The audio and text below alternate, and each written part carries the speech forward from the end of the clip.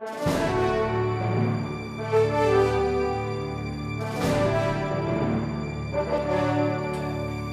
1993, the German Africa Foundation presents the German Africa Award to outstanding Africans who present the modern Africa on the rise.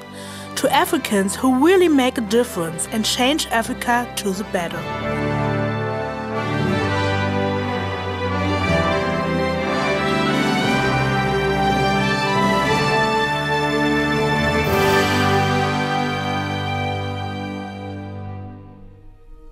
In 2011, the German Africa Award goes to the Kenyan Member of Parliament, the Honorable Abdikadir Hussein Mohammed.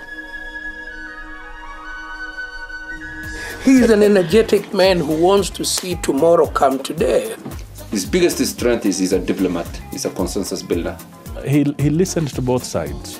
His commitment, to reforms is unquestionable. He's a man, I think, who likes to take the center rather than the left or the right of any argument. I think Abdikadir Mohammed stands for a very successful new young political elite in this country. End of 2007, after heavily disputed elections, Kenya slipped into a vicious circle of violence.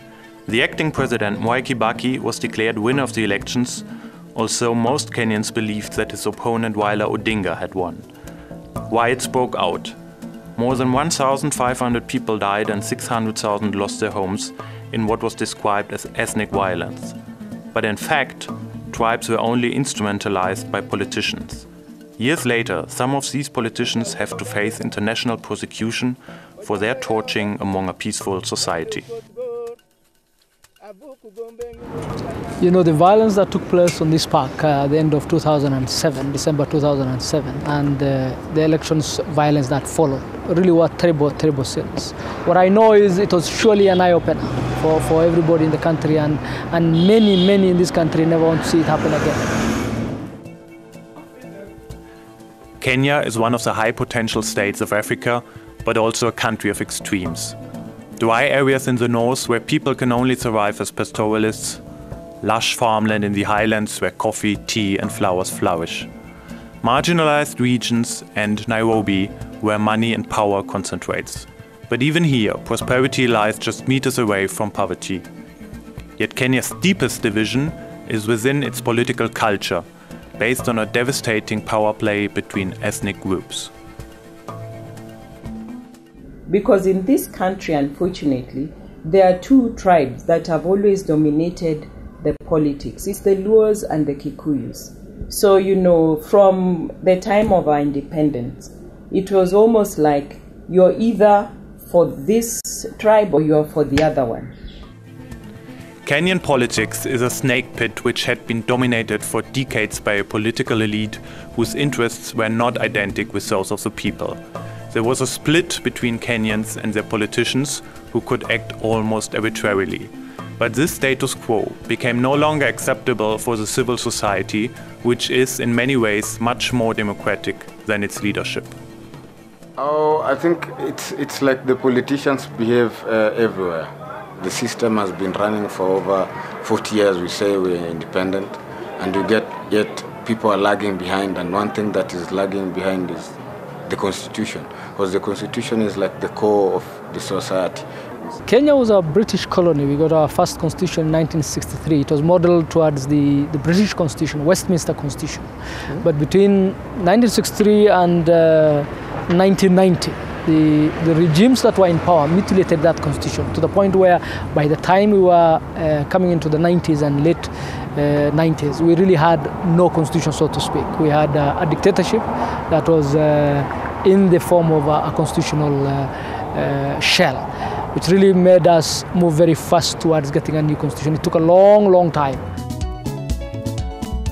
Finally, in 2010, something happened which many did not believe in anymore. A breakthrough. Parliamentarians met in Naivasha, but this time they did not fail, but agreed on a new constitution. It was the success of the chairman of the Select Committee on Constitutional Affairs, a fresh face who virtually had come out of the nothing, Abdikadir Hussein Mohammed. To be honest, it was a bit of a surprise when he was elected as the chair of that select committee. I thought politics was certainly not for me, so it was a surprise even to me, certainly to my family and my friends when I decided I was going to join politics. So no, not at all.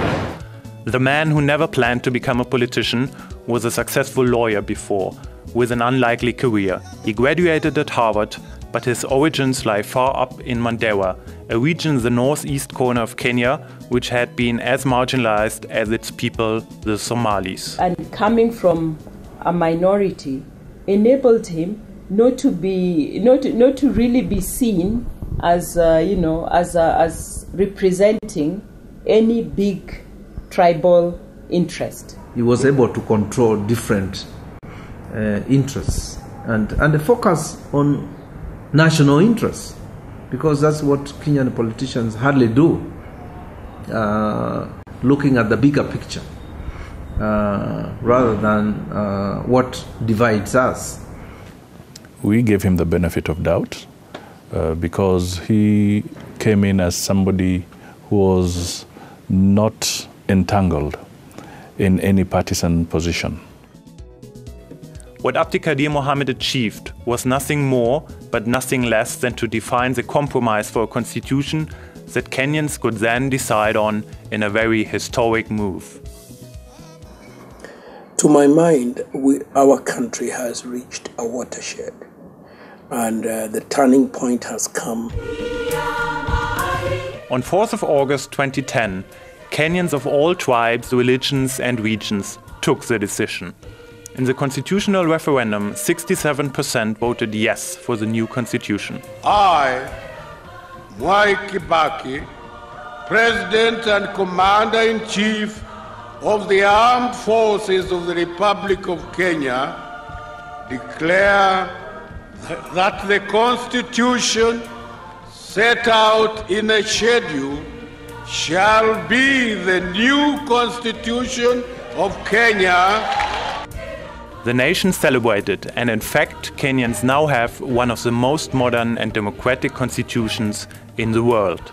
After almost 3 decades, we have that kind of constitution that devolves power, that creates strong institutions so that there are checks and balances, has a fantastic, a modern Bill of Rights. In fact, that makes Kenya what I normally call a human rights state and society. When I was a small boy, you would hear screams from the police station of people being tortured. And that is something we lived with, and it's something directly I have known. And for anybody who comes from that area, the fight for justice, whether social or human rights, it's something that's very, very alive. It's not something you read about in the books or you have had in the history of your country. It's something all of us have lived through.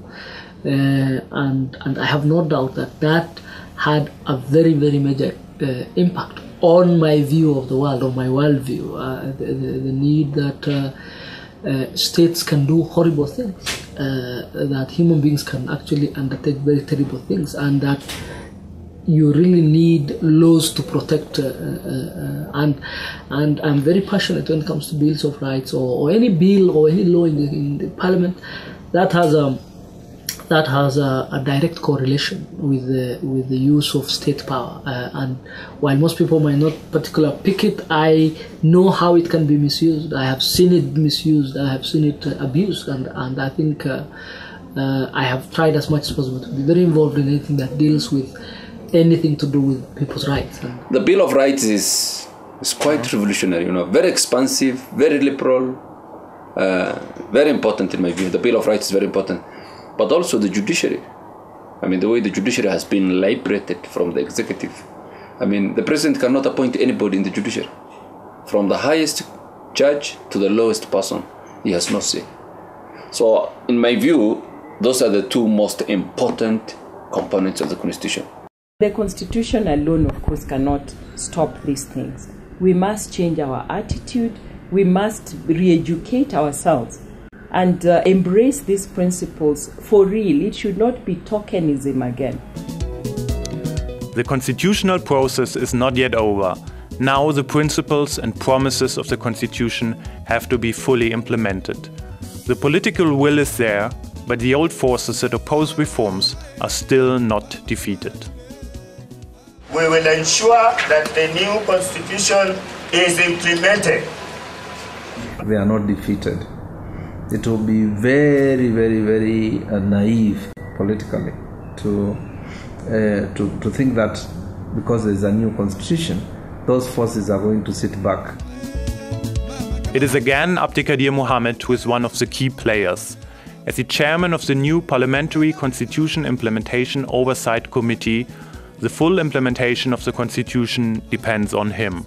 The constitution requires a lot of things to be done, many things to be done in a short time. A lot of institutions to be reformed, new offices to be set up, new structures to be in place.